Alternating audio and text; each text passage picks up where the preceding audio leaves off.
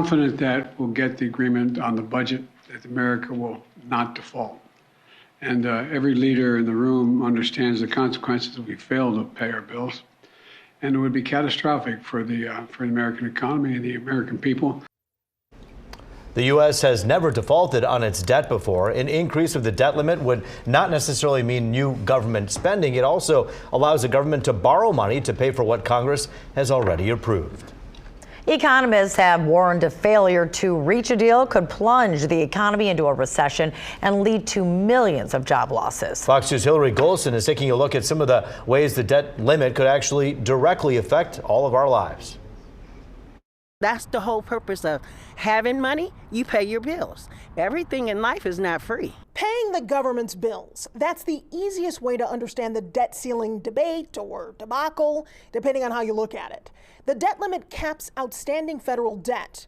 When we've spent more than that amount, $31.4 trillion, Congress has to allow us to spend more to pay back what we've already borrowed. When you're talking about the debt ceiling, you're not talking about the allocation of money. You're talking about basically paying bills that have already been incurred. And it's the wrangling over the budget that's been the sticking point between the White House and House Republicans. The discretionary spending is really what this proxy debate is about, because Social Security and Medicare are probably going to be continue to be paid for, all the entitlements. But that gray area, is a problem. Some economists say that default on our debt would be worse than the Lehman Brothers collapse in 2008. Is that a fair assessment?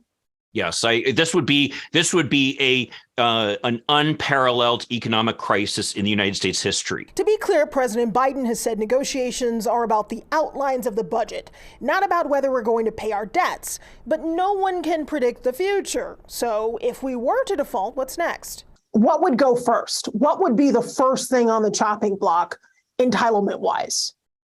It would probably be payments to Medicare providers and Social Security, simply because those are big payments that need to be made on a regular basis.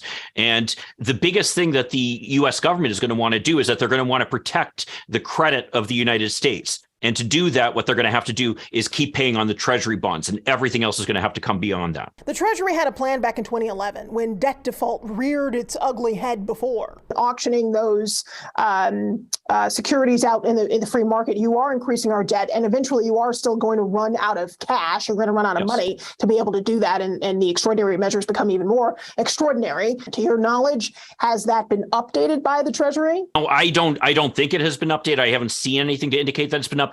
It was a pretty thorough plan because of the fact that they came pretty close to a default back in 2013.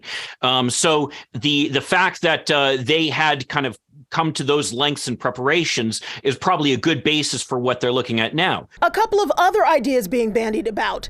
Minting a $1 trillion or $2 trillion platinum coin and then depositing that in the Treasury and borrowing against it to keep us afloat, or President Biden unilaterally averting a debt crisis by using the 14th Amendment. Neither of those ideas is very popular.